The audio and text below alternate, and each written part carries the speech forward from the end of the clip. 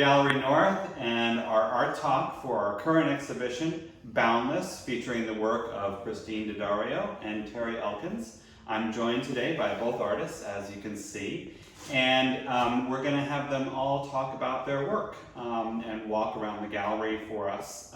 We also want to encourage you all to come in. The gallery is open. And before we get started though today, I want to thank our sponsors for this exhibition. They include Suffolk County's Department of Economic Planning and Development and Dime Bank. Thank you both very much for your support of this exhibition. Okay, so we're going to start with Terry talking about his work in the exhibition. So Terry, how did you get where you are today? You know, how I got here is a long story. I grew up in Texas and moved to New York in the late 70s. And by the time the late 80s came around, I was living in Bridgehampton. And that's another long story. But I think before, my work was more abstract. When I got to New York, I was really an abstract painter. When I moved to Long Island, I began to see this landscape around me and the light that everyone likes to talk about, which I really love.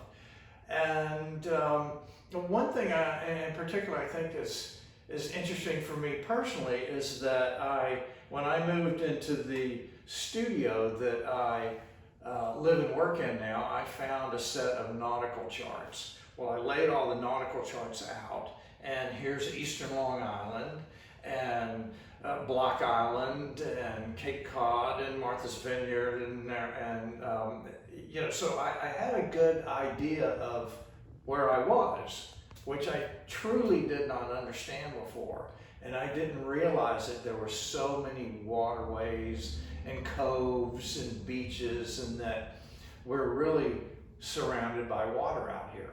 So I started painting what I saw around me, and this might be a real good example right here. So the painting I'm looking at right here is called West of Eothen.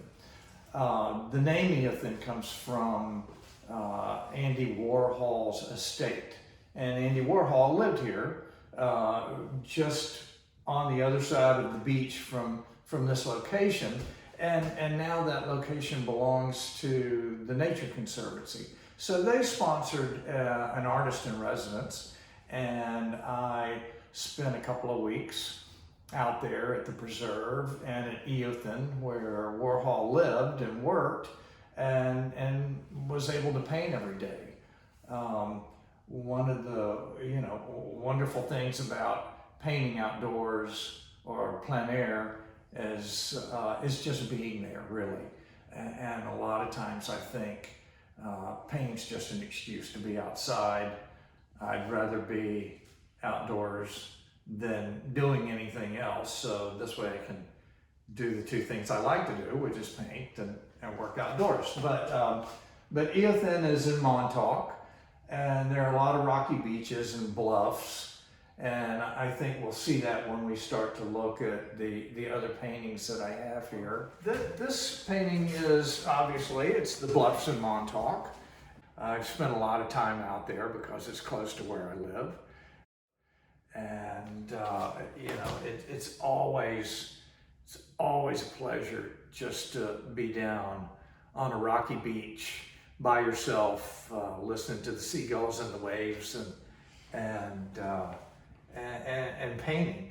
So, and it seems like you're also very interested in the rocks themselves. Can you tell us a little bit about that?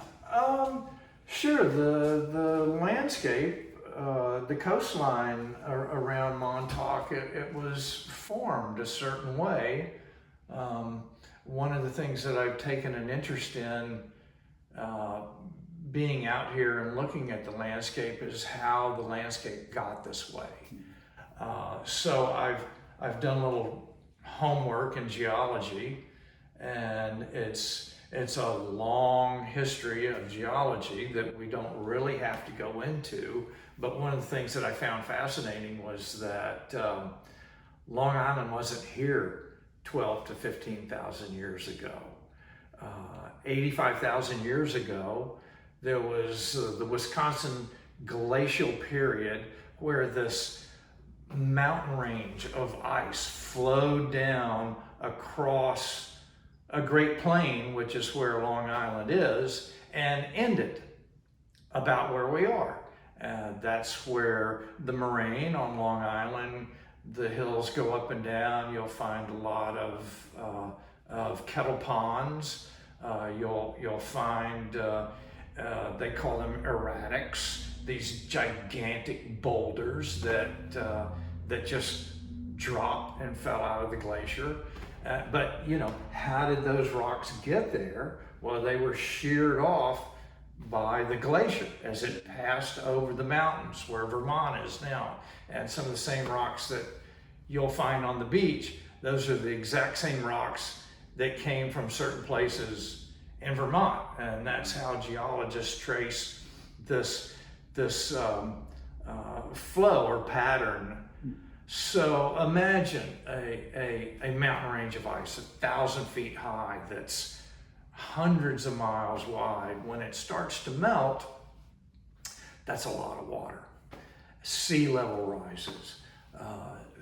You know, when the glacier stopped about 20,000 years ago, that water began to melt. It didn't just melt on top, it melted from underneath too. So these big stones that got hewn off mountaintops literally just fell in place.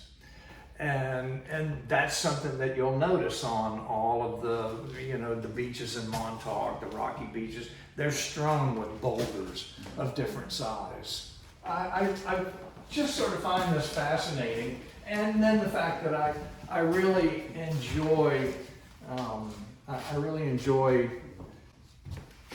discovering things about where I live. That's a good way to note what I do, I think.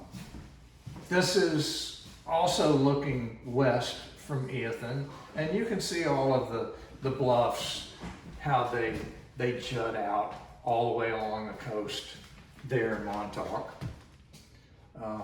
I particularly like this painting because of the texture that's built up in it, and I came back to this painting over and over,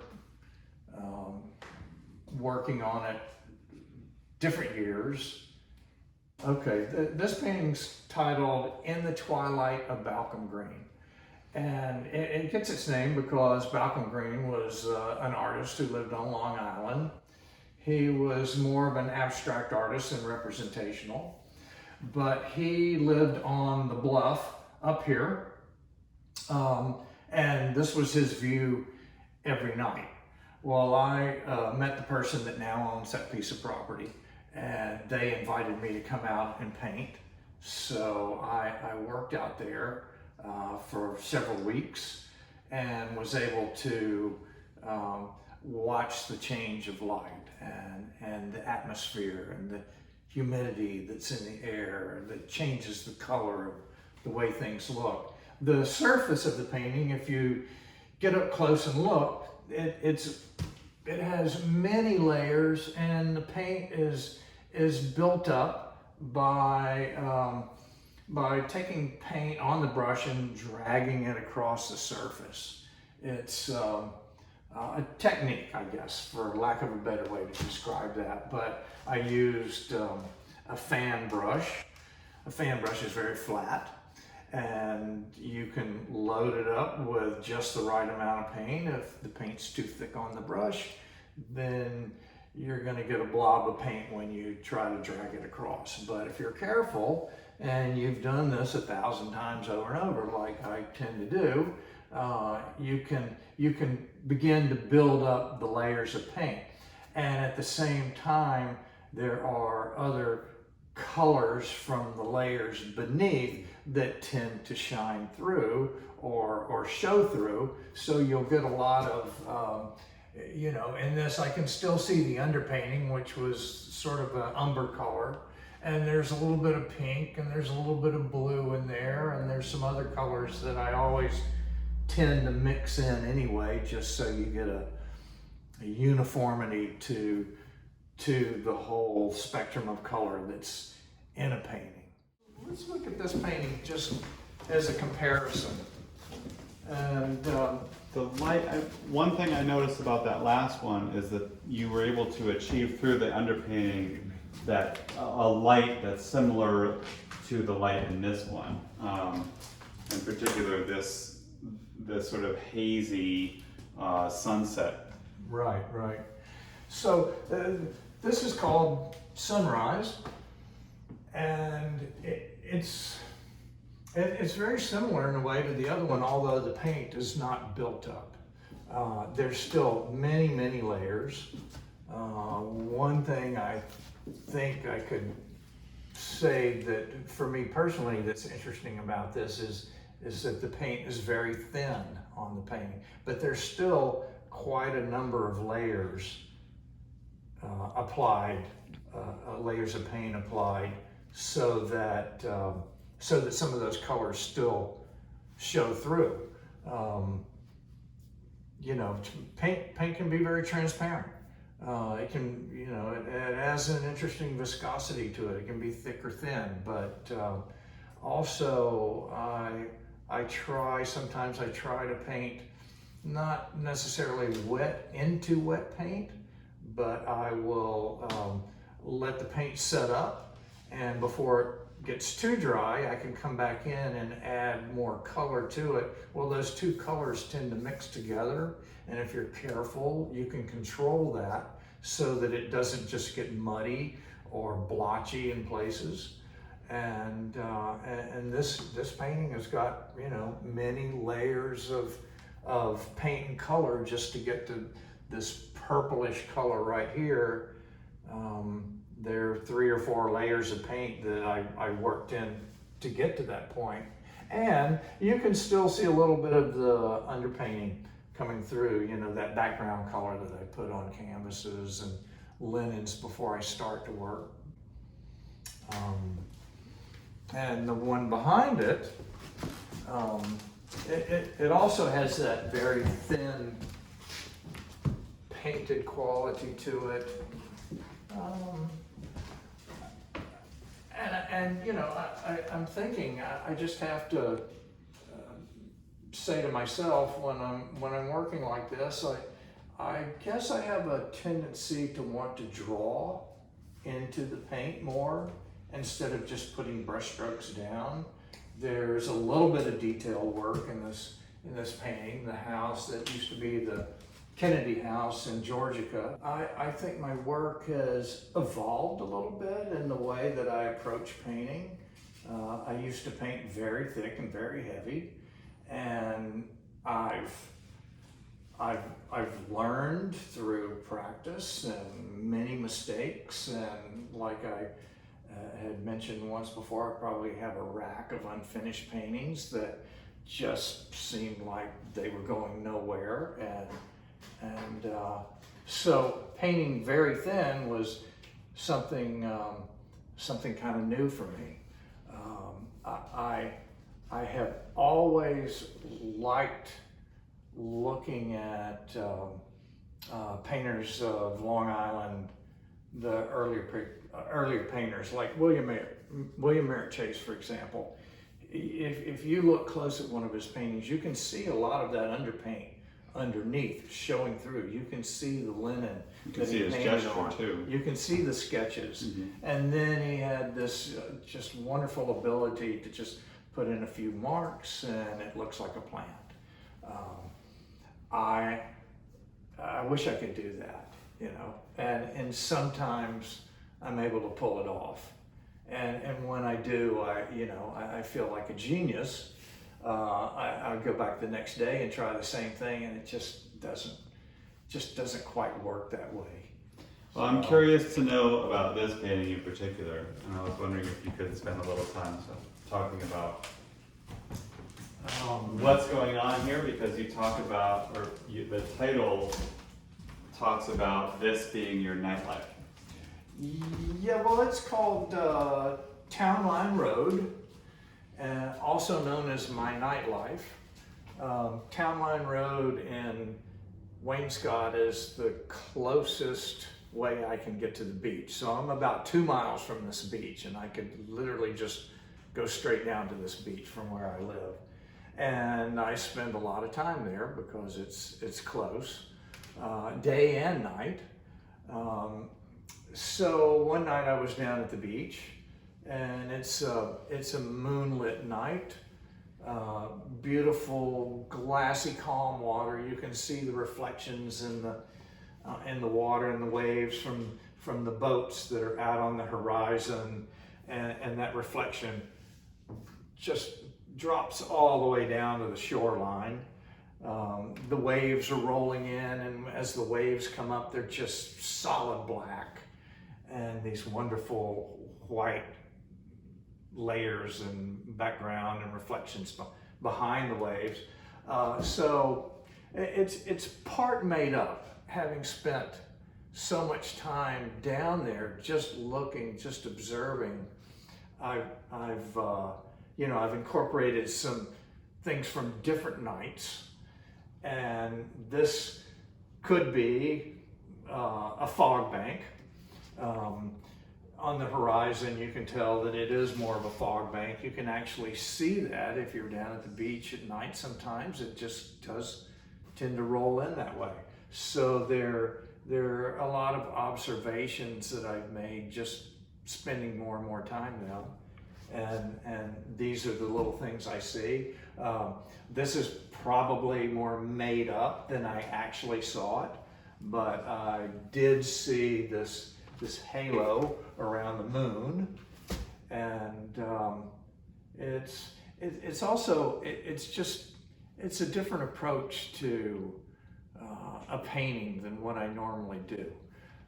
It's a nocturne, and I like to do nocturnes. I painted not just this one, but many dark paintings, and it always inspires me to think outside of what I normally do when I'm approaching my work. I get bored doing the same thing over and over. If I went to the same place or painted the same way, I'd probably get real tired of it, and I do. And it does seem like there's something more spiritual in this one because of that halo and because of this massive white figure or massive white form that seems to be coming in. And I'm just curious, is there a spirituality to this one or to any of the works that you do, certainly the nocturnes? Yeah, underneath maybe so. I don't think about my work in metaphors while I'm working. I just enjoy my own technique of putting paint and how I derive at a composition. Stepping back and looking at it though later, like you just mentioned, there surely must be something else going on in my own soul, my own spirit that makes me want to do these things, and it does remind me of when I was. This has got nothing to do with the painting, but when I was in graduate school, I did a whole series of work. My thesis was on painting in black and white, and I took my notes from all the abstract expressionists. And that was a very kind of spiritual thing for me. The light and dark represented, good and bad, day and night. There were the extreme opposites of life and how you go through life. I really indeed thought about it that way, but I don't so much anymore. There's some element of that in this one, I think. That's how I view this one. Yeah. There is a sort of yin and yang going on in this one. Yes, and there certainly must be some, surviving part of my own being that makes things want to come out that way. I think that's one of the beautiful things about art is capturing the essence of something, and I always catch myself wanting to continue to paint over something that I've started when really the essence is what communicates best to the viewer. It's what you put down, it's that sketch, it's your signature that you unload with the paint onto the canvas, and sometimes just leaving it alone and moving on to the next one is really the best thing to do. And I can't tell you how many times I've painted over, a wonderful painting that I should have just left alone. And how do you judge when something is done? How do you judge when something is successful in your mind? How do you measure the success of a painting? Good point to make. Some paintings are better than others.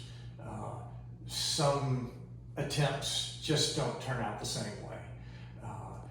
I love this painting. It's called North by Northwest, and gets its name because it's by Northwest Creek. But if you look at it on a map, a nautical chart, you're going to find North by Northwest, and then I like to play words too. But it's also a spot that I've visited many times, and I often go back to places over and over again to catch them at different times of the year. There's different light at different times of the year. So what time of year is this one? This is fall. So this is, okay, yeah. So this is, I'd have to say this is late summer. The grass is still green. The grass on the dune up here, it's starting to change color a little bit. There's some color coming into the sky that you see in the fall that you don't necessarily see in the winter time or late fall. So this one's titled Northwest Creek. And what I find interesting about this painting, as we've looked through all the other paintings here, is that they were done over quite a period of time. I would say there's from the very, very late 90s, maybe. Some of the pieces were done that late, certainly in the early 2000s up to the present. So in that 20-year span of doing work, I've learned to paint in different ways. My style might look the same, but it's the way I handle the brushes differently. You can see that it's a lot more fluid. It's a lot looser than like the painting My Nightlife. But also the landscape has changed over time. I mean, you're right out on the edge of the land, and with storm after storm, sort of carving out certain swaths of beach or vegetation. I'm sure it's changed over the years too. That's another very good point. I've painted all around the East End where I lived for so long that some of those places don't exist anymore, or they've changed so much that they don't look like that. Or trees that have grown over the last 20 years, you can't see what you used to be able to see. You can't see the landscape for the trees, to borrow a phrase. Right. Yeah. So in that case, they're kind of like a record of a past location. Yeah. And the other thing that I thought about this painting is it's painted right at the peak of summer where the grass is really green and everything's full and growing. Okay, well, Terry, this has been a really great visit. Thank you very much for leading us through all of your wonderful paintings. You're welcome. And as we've been going through, Christine, you have some questions, I understand, for Terry. Yeah, I really enjoyed your talk. Thank you. And your work is exceptional, and I love to see your transition over time. And I'm so curious about the places and the techniques that you probably started with in the show and then wound up at. And very curious about your Plein Air studies, like which ones might have been done on location. Right. That might be part of the show. Yeah. Well, yeah, we've just discovered that there's like a 20-year range of paintings here of my paintings, my work. But you asked a good question about painting plein air. I would think that, with the exception of the scene, the night scene, my nightlife, they're all started plein air. It's painting outdoors is fun. It's challenging too, as you know. You forget one thing and you got to go home. But there is something that you don't understand when you're looking at a photograph of what you want to paint that you see when you're actually there. But just because your eye doesn't see it the same way, a camera puts everything on the horizon way off in the horizon, so you just don't quite see that unless you're there. And I found that it's always great to start a painting on location, even though I don't necessarily have to finish it there. I take a lot of photographs, so I'll remember what it was that, how the light looked, how the color in the sky was, or certain details I'll close up. But all of these paintings really were started on location. Was there a particular size that you go up to when you paint on location? Anything I can fit in the back of my car, really. All right, so you're fearless. You really go for a big one. I know. That's great. It sort of boils down to that. If I can't get the canvas on my car or in it, then that's a no-go at that point. That's great. I see so much abstraction in your work. That's a good question. And you had mentioned that you originally were an abstract painter. So do you approach your landscape paintings or seascape paintings by thinking a lot about that abstract composition before you begin? To a point. I had a favorite artist when I moved out to the East End, Sheridan Lord, who's no longer with us. He passed away about 15, 20 years ago. But one of the things that I loved about his work, and he painted plein air, that it's hard to tell in this piece behind you, but if Sheridan's work, if you took a ruler and you covered up the horizon with the ruler or a piece of paper, the paint above that horizon line and below it, it was very abstract and very painterly.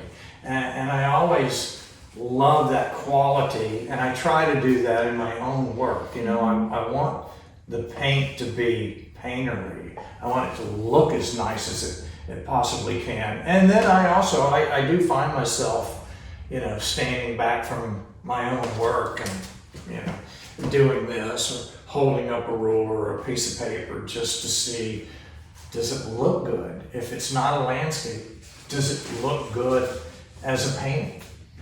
And a lot of times I go back and I go, I can tell I really need to do something with that particular area of the paint or the canvas. And it helps me. That's one of my techniques that I use over and over again, or one of the things that helps me with my work. Is there a particular time of day that you prefer to draw your paintings from? Yes, earlier or later in the day. I found that that period of time that's from 9 in the morning till 4 or 5 in the afternoon, it's just so bright. There are no shadows. The light's really hard and bright, and you wait till the later part of the day, you get a little bit of atmosphere, you notice that. You see more shadows. You start to see things that you don't really see during the middle of the day. So that's my favorite time to work. And I'll work in the studio during that time and then go back out to try to catch that particular light. Yeah, you're a master of I call it the magic hour.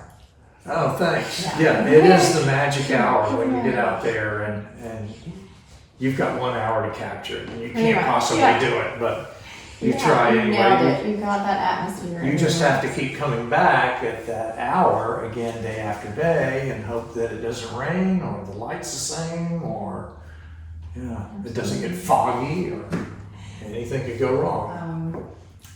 So going over to Brilliant Day, for example, this is what I get to see when I go to the beach.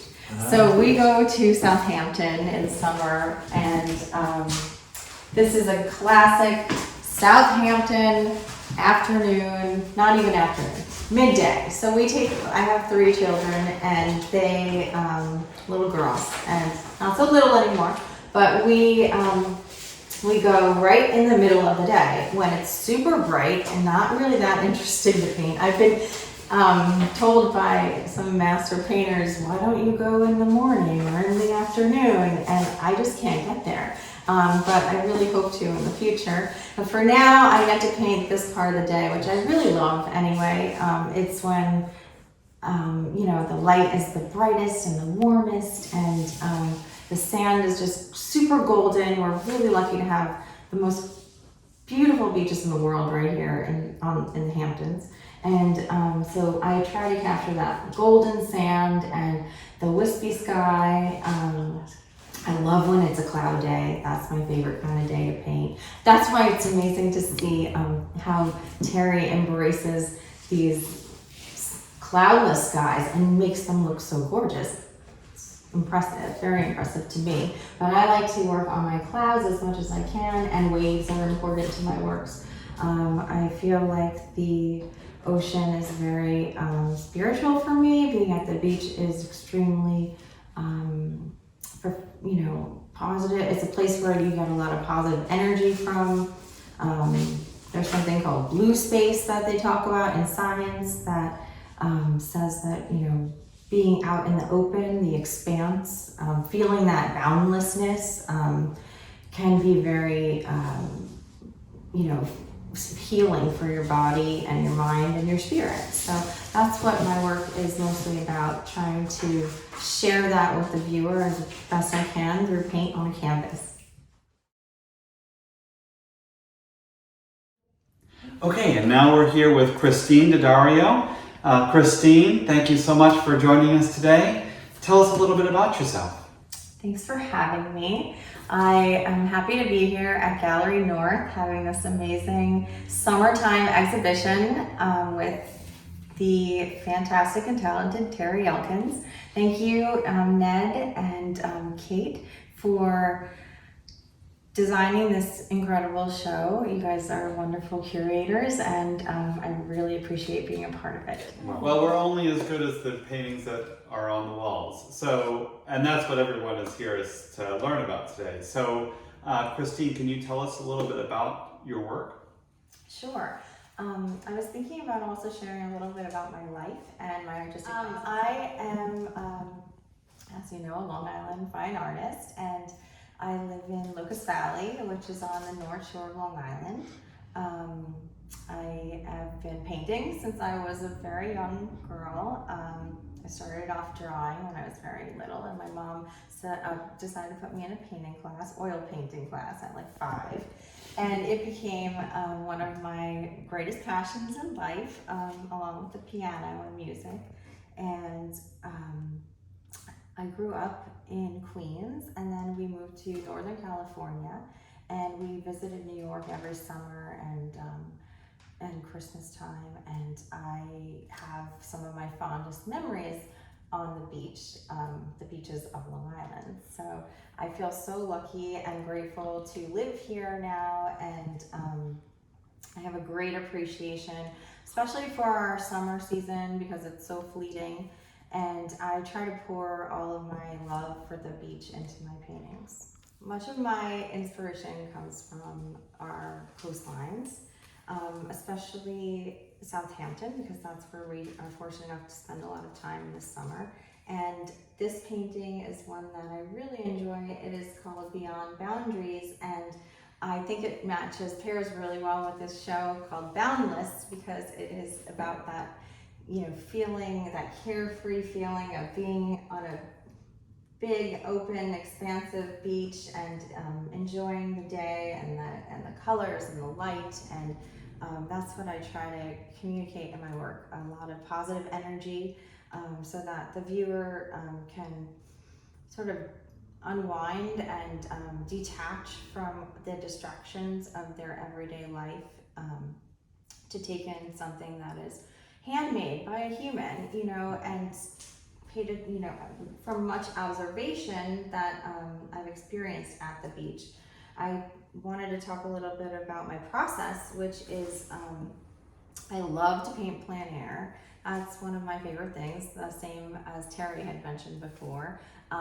It's extremely, you feel so alive. It's like the most alive I could possibly feel is when I have my favorite activity, which is painting, mixed with being at the ocean, and trying to capture it. You're kind of like under this time limit and you have to work as fast as you can between the sun and my kids wanting to leave or whatever it is. We have to go off to do something. I try to work, and I've gotten to work faster and faster over the years. But something that happens to me also every year, every summer that we head back to the beach is that we have different experiences, and you see and observe differently. I take a lot of photography as well as painting, and I do some sketches, but mostly a lot of photographs, and it's really cool to see each year how my photos change, how my paintings change, what interests me, also how the weather changes. And some summers we get gorgeous, beautiful sunny weekends, and other summers we get trash weekends, as my kids would say, where it's just raining every weekend. And but through that comes a rebirth of ideas, and I'd like to show you a painting in the other room that shows how I dealt with that challenge. Actually, this summer we've been experiencing a lot of off weather, and one weekend we were out there and it was just pouring rain the whole time, which is pretty much a bummer. Actually, one time I was out there with my plein air gear, ready to paint, so excited, and it poured on us for like a good hour. We were trying to make it through, and then by the time we walked back to the car, the sun came out. We saw a beautiful deer, which was nice. But what happens here, this was a great example of this kind of murky, misty air and day that was happening at the beach, and I really designed a new color palette for myself, much warmer. I wanted to find a way to make it look beautiful and feel beautiful, because those days can be really nice too, when there's no people there and you don't have to worry about too much sun on your face or wearing a ton of sunblock. And you could also see a lot of color, interesting color, like in the waves that you don't normally capture or can see when it's so bright and intense on your eyes. So I really think this turned out very nice for a painting that isn't full of blues and traditional happy beach day colors for me. I especially like the wave. I try to pay a lot of attention to waves. I paint them all the time. They fascinate me. I love them because they're part of the ocean, and I think that they are very powerful. I think the water is extremely powerful. It's kind of energy and strength that I want to have in my life and want to feel as a person. So I think that I'm trying to harness that, and I don't know, it's like kind of a subliminal thing for me, and I keep going back to them over and over again. I'm a big fan of those off days myself, especially out at the beach. And one thing that I noticed in particular with the water is that those days when there isn't a whole lot of light beating down on the water, it somehow seems thicker, as if it's darker. You see the murkiness of the water, and it actually becomes a little bit more powerful on those days because you can see it more, and it's not so much a compliment to the day. It's actually you see the water and the weather sort of dictating how the day is, and it kind of reinforces the importance of the waves on the beach. You know, you just reminded me of something that I really want to start exploring in my next series, which is that sparkle that hits the water on those days. Like when a little bit of light shines through, then it makes like this beautiful, beautiful sparkle.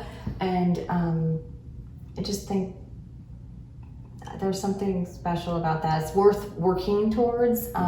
Like Terry was saying, how he works mostly at dusk or in the morning, which are times of day I'd really like to explore as well. But you know, you're drawn. I think subconsciously as artists, you're kind of like drawn to certain subjects and series for a reason, and you just keep going back to it, even though you're like, why am I painting another wave? But you just want to do it, and you have to go with that, and know that you're going to be learning something from it, and just to keep exploring it as much as possible. You're getting closer to some goal. Yeah. Each time you do it. And so I wanted to show you some more. Well, actually, so these are sort of my studies.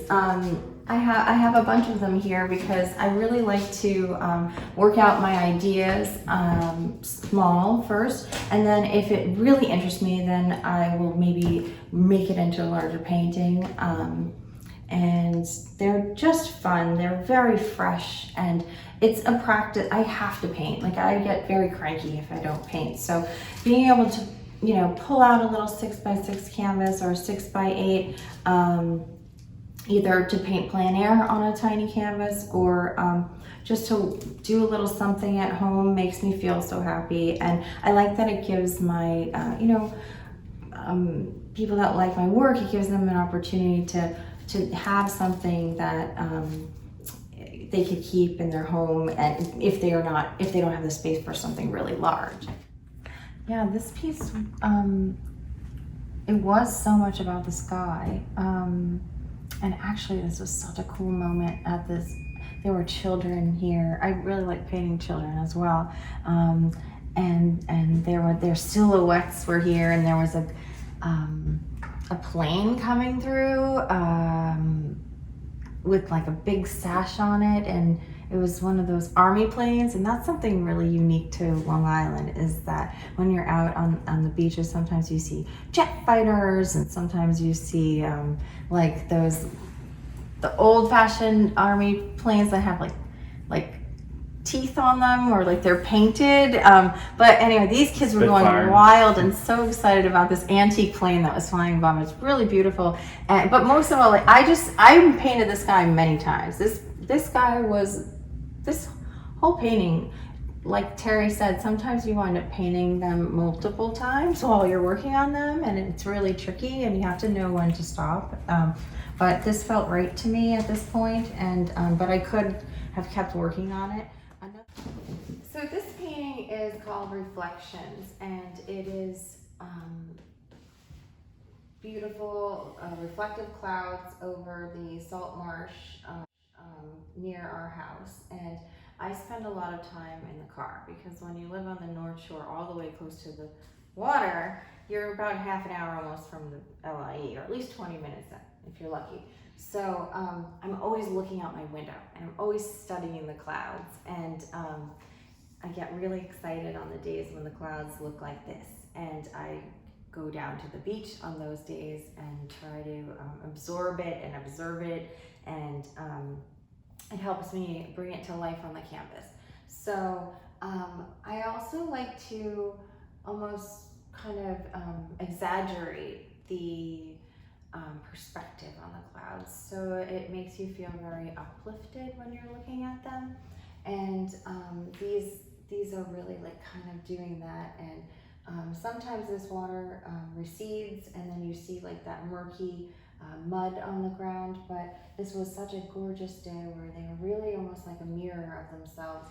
And you know, it just is also like becomes almost a mirror in your mind. Like you, how do I explain? Sort of when you go to be with nature, it gives you a moment to decompress and kind of like let the stress go away. And that's why I keep continuing to visit this area and enjoy it and use it as a place to almost meditate, I guess, and looking at the clouds does that for me. So that's why I keep working on them in my paintings as well. Somebody's here, I think. Is that okay? Yep. So Christine, just to sort of cap off the tour that you've given us of your paintings today, I noticed that you waited to the last minute to talk about this piece. Is there a reason for that? I just realized that this is September, maybe October even. So late season, the light is so different that you could already see a little bit of pink from the sun setting, and this is probably maybe 4 in the afternoon, and there's so much beautiful light to be seen in the winter. But I remember this day, and we were bundled up and wearing sweatshirts instead of bathing suits, and the only people on the beach together, and it was a really special moment. And I actually made this painting. It was a gift from my husband, and it figures that I painted this for him because he likes October the best. He doesn't like to be hot, so he really. We had a nice day that time. I begged them. I was like, can we go to the beach one more time? And it was probably like mid-October, just a little bit nice enough to go down there and not be freezing. And this came out of it, and I love this. What inspires you? How do you get up and go to work? Well, actually, it kind of became even more clear to me over COVID, I guess. Well, actually, it was great because my husband was home, but I also had breast cancer over COVID, and I painted all the time. I kind of make myself assignments. I make myself goals. I try to, visualize places I want to show. Try to, I love looking at art. I love following artists. I have so many favorites. And I want to be like them when I grow up. I've always wanted to be a professional, fine artist, and I love sharing my work with people. Since I was a little girl, I loved making presents for my relatives and having them hang my artwork on their walls. And I love visiting friends and family and clients' homes and seeing my work on their walls. And I love especially that children get to see and appreciate fine artwork, and it's just such a good influence on them, especially when we live in this world with so many distractions and so much junk, so much visual junk.